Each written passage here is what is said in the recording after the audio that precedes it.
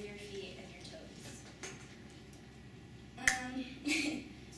Fingerprinting is a system of identification, and before they decided to use fingerprints, it was called the Bertillon method, where they measured your facial structure and your bones and everything, and that was supposed to be what you're classified as.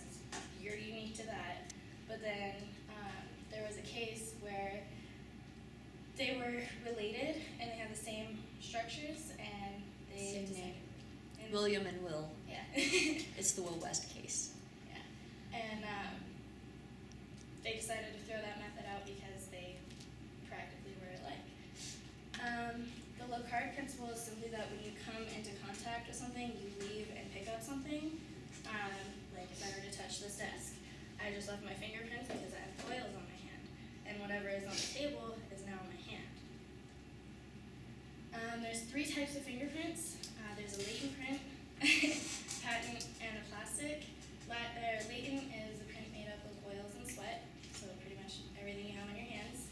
Patent is visible and it's made in ink, blood, anything like that. When you touch something, you can automatically see your fingerprint. Plastic is in 3D impressions, made in clay and putty, anything that you can touch that's tangible and you can pick up. There's 3 different basic fingerprints. There's the arch, the loop, and the whirl. Whirl is kind of circular. Loop is a little loop, and the arch is just like a little bump. The ACV method is a scientific method. It's analysis, comparison, evaluation, and verification. Each CSI has to go through this. They have to do this so that it's not just one person looking at it, it's 2. APHIS is an automated system that will look over fingerprints and match them if there is a match. It all depends on who is in the system already based on different crimes and stuff like that. It compares your fingerprints against criminal and non-criminal. So anytime we enter a latent fingerprint or a patent or any of those, it compares it against the fingerprint database using an algorithmic method.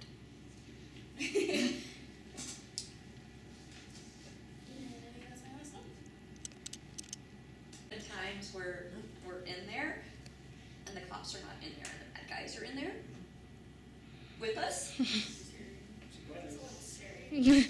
And there was one time my partner and I was collecting bloodstain samples. She was photographing them.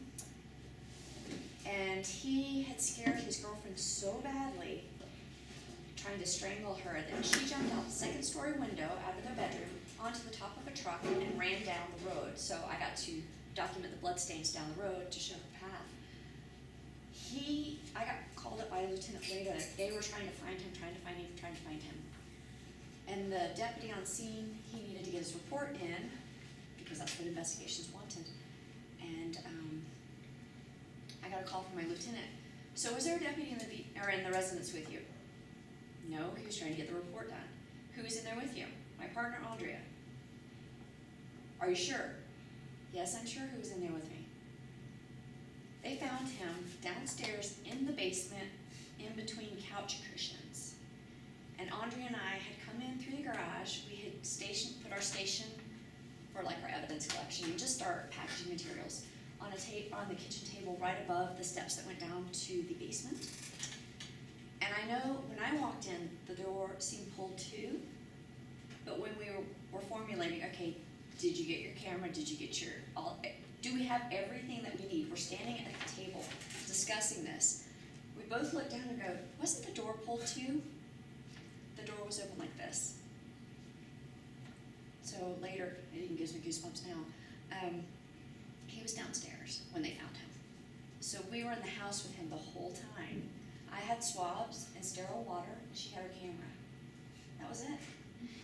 So we're looking and trying to turn the forces a little bit to see if we can put a certification in carry. And that was the guy who tried to strangle his girlfriend? Yes. Included violent. So he Well, drugs. Yeah. But she was that scared of him that she jumped out of the window onto the vehicle. What do I do? So I took all of the correspondence courses that I could down at detentions. Not that I wanted to be a police officer. Then I saw a position 6 months after I started my job. CSI, I was like, ooh, I might do that. But I had already committed to a year, so I had to finish my 12 months. So I went back to school on my days off and got a crime scene technology certificate on top of my 4-year degree. It is, like, as I've been doing my internship, I've been trying to find schools that have, like, majors like hers, and it is so hard to find one that's in Colorado or, like, even remotely close. Like, a lot of them are in the East Coast, either up in, like, the New York area or, like, Florida, California, but a lot of, when I talk to the CSIs, a lot of the majors that they've done is biology and chemistry, and then they've minored in, like, criminology or something else. Like, there's the drug chemist. He's got pretty extensive schooling because of, obviously, chemistry and having to deal with drugs. But if you know what part you want to go into, it's a lot easier because then there's, like, different courses that you can take that is specified to that. And, like, Metro is really good for drug chemistry. But if that's the course you want to take, then that's where you should go. But, yeah. So, these brushes are pretty cool. They've got a magnet in it at the bottom right here, and if you stick it in, you have all your little mag powder on there, and if you pull it out, it all goes away. And it's really easy to clean up because it just sticks to the magnet. So, pretty much touch your paper and dip it in and rub it on your paper. And then, just like this one, the fingerprint showed up. So, it's pretty easy, but it's also really fun. What is that stuff? Is it It's- like an iron oxide? There's like It's a mixture? there's metal properties in it, and it's fingerprint powder and metal, or metal properties. It's a mixture. Yeah. Just a mixture, probably graphite Hmm. and stuff. And you don't like want to pick it up and put it under your nose or anything like that, because it's like smoke going into your lungs. Hey, lungs. So there are CSIs that have in the past, because they didn't use proper safety or protective equipment, they've gotten cancer, they've gotten throat cancer, they've gotten lung cancer from just some of the different chemicals that we use. Yeah, there's several different fingerprinting stuff. There's iodine, which is kind of like in a pen, where you just blow through a tube and the iodine sprays out and you can see your fingerprint. There's ink pads, which are just a little compact thing. You can roll fingerprints. It's pretty easy. Well, kind of, depending on how you roll You a finger. actually have very good fingerprints when you use your rolls. And then there is ninhydrin, which is a chemical where it has to dry for 24 to 36 hours and it shows up purple. It reacts with amino acids that are in the fingerprints. So that's pretty cool to look at. It just blows your mind though, like just even just touching like this and then all of a sudden there's fingerprint there. I mean, you would have never thought. But it's pretty cool to watch these things happen. And we're planting them, so it is very easy for us to collect them. Not every criminal eats a bag of Lay's potato chips before they commit, and they do use gloves. A lot of them have started using gloves, even if it's the knit gloves. Yes, ma'am. So when you're looking for fingerprints like on a scene, is it like guess and check, kind of like where you're going, or It is, but you also think about, okay, where did they enter? yeah? And what would they have touched? What did they touch? Like, a lot of times they have all these drawers open, and I can't always process the beveled. People want me to, or the wood surfaces, but if I put my tape on their wood, I'm pulling up the varnish, and if it's an antique, oops. Well, we do have this stuff called Difflip tape, and there's a gel that's in it, and if you do find a fingerprint on wood, you can collect it. It's not a guarantee that you're gonna get a good print, but you can, and it makes people feel better too, that you are actually looking door, I think about the path that they may have come into. We've had people break windows, and then there've been shoe impressions on the countertops in the kitchen, or even in the kitchen sink. So I can collect those. You just think about, what did they touch? Then how would you know that it's not the victim rather than I collect elimination prints, if I can. Like if it was Jade's house, I would say, okay, this is your, or vehicle, let's go with vehicles, because for a while, I was getting idents on, or hits on vehicles, the vehicle owners. So not the person that stole it, I was getting the owner's fingerprints. It was a statistic, and I was doing my job, but we weren't getting any bad guys. So I would ask if I could get her fingerprints, her sister, her mom, and her dad's. And then if I did get some really nice latent fingerprints, I would compare those to eliminate them. Just like we do DNA swabs now.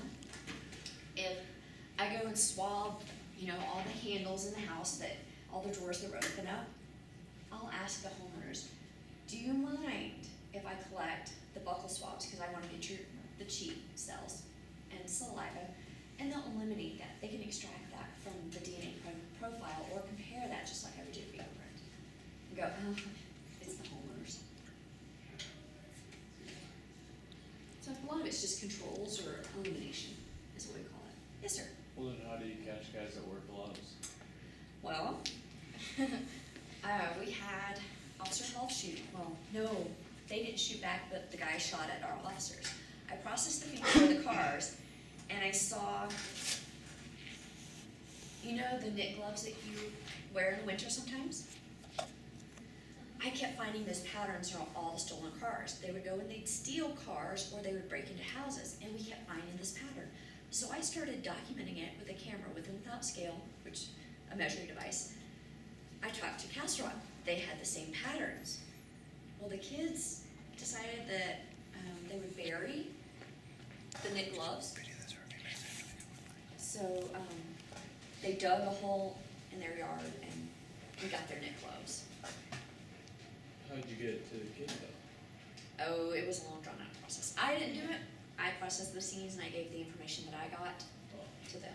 But I mean, like each But even where you step on, there's like a certain, like the dirt, there's stuff in it that makes it different from, say, in that back area where those horses are. There's gonna be horse manure everywhere, so that's gonna be localized to that area. But if you go like right next to the highway, you're gonna have a different property in there. and also, how a glove is manufactured. Even every cut of pants is not exactly the same, so you can find Different fibers. for different that. fibers or different cuts or knitting. There might be a knot in this finger on this corner that's not on this hand, and then you look at that glove and you're like, oh, look at that. Okay, so If you guys want to, any of you all want to come up and process your paper? there's gloves if you want to wear gloves. It's quiet. You guys can wear gloves if you want to, you don't have to. I'll wear gloves. Be like CSI, Randy or whatever his name is, I don't know. Oh my gosh. Oops. Oh my goodness, somebody touched the paper. Well, Jade and Lynette had to process. One did a bank robbery note and one did a kidnapping ransom note. And it was pretty, give me $1 million or whatever and you get your kid back or something like that. Is it real? I was like, oh, that's crushing. Are these all the same like names? It is. They're all Yeah. matte powder. Okay. And Thank these you. are all matte brushes. If you want to jump in Just have there. a magnet in the end. And little This people love one. it because then they can clean it up. The one thing that, it's, you guys keep saying, it's easy, and okay, but I want them to know that